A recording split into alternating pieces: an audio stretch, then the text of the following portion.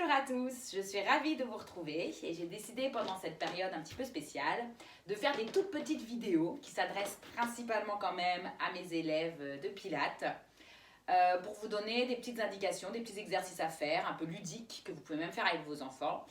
Voilà, pour apprendre malgré tout certaines choses sur le Pilates et en même temps bouger et vous détendre, penser à autre chose qu'à votre télétravail ou à ne rien faire. Donc, pour cela, c'est très simple, il vous faudra toujours, pas toujours, mais s'il vous faut du matériel, ce sera vraiment rien de très spécial. Aujourd'hui, je vais vous demander d'avoir un livre, mais pas un petit livre, genre un petit folio à 2 € qui est tout léger. Je voudrais un gros pavé. Et une petite pomme. Si vous n'avez pas de pomme, un verre d'eau, ça peut être encore plus amusant.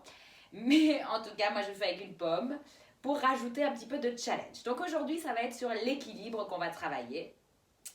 Et on va travailler sur donc la position, j'ai posé mon livre d'abord, la position en V-Pilates, je me recule un petit peu, vous ne devez pas trop voir mes pieds, en V-Pilates au niveau de mes pieds. Donc V-Pilates, c'est pas en première comme en danse, on est vraiment très ouvert, c'est un petit peu plus fermé ici, on doit vraiment sentir la rotation dans la hanche, mais ça mes élèves, vous le savez, on cherche nos spirales ici, on donne du poids à notre coccyx vers la terre légèrement et on remonte devant l'aine, tout notre centre à partir du plancher pelvien et on connecte à l'avant nos côtes. Donc ça, c'est notre principe de base de placement et de respiration qui va nous positionner bien. Vous cherchez toujours cette ligne d'autograndissement et justement, on va travailler là-dessus. Donc, une fois que je suis en place dans mes jambes, que je sens la connexion dans mes jambes, dans mon centre, je vais placer mon livre ici au sommet de ma tête. J'allonge bien la nuque. Je dois chercher déjà cet alignement de l'arrière du crâne, du milieu du dos et de mon sacrum. Et une fois que ça s'est mis en place, je vais rajouter, si j'ai envie, un petit supplémentaire, ma petite pomme. Donc là, pendant tout l'exercice, ça ne va pas devoir bouger. Et je vais être obligée de me taire.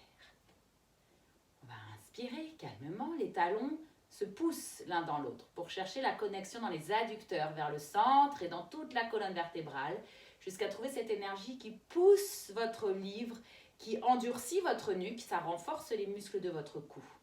On inspire et en opposition, vous sentez vraiment les pieds qui poussent la terre, crâne qui pousse vers le ciel, pieds qui poussent la terre.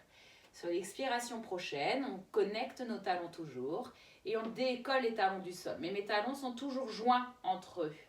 Inspirez dans la descente. Expirez, serrez votre centre, engagez le transverse. Poussez ce livre, activez votre cou. Inspirez, ne laissez pas le livre peser sur toute la colonne. C'est une dynamique verticale au contraire. Expirez, remontez. Sur la dernière, je vais rester en haut. J'inspire. Et sur l'expiration, je vais descendre. Mes genoux poussent vers l'extérieur. Mes hanches ne reculent pas. Je descends tout droit, tout droit, tout droit, tout droit. Comme si je longeais le mur qui est derrière moi. Et je remonte, serrez toujours les talons en soufflant. Mon livre ne doit jamais tomber. C'est bien évidemment le signe que je descends bien verticalement. Je descends, je descends, je descends. Mes hanches sont en spirale, en rotation externe. Je serre mes talons, j'expire. Je sens mes fessiers actifs, mon centre actif, mes cuisses actifs, bien évidemment. Plus je descends, plus c'est difficile dans la mobilité de votre hanche et dans la force de vos cuisses, bien évidemment. Et je remonte.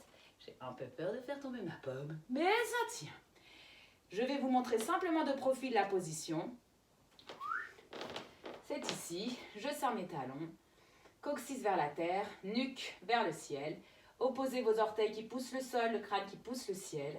Et descendez.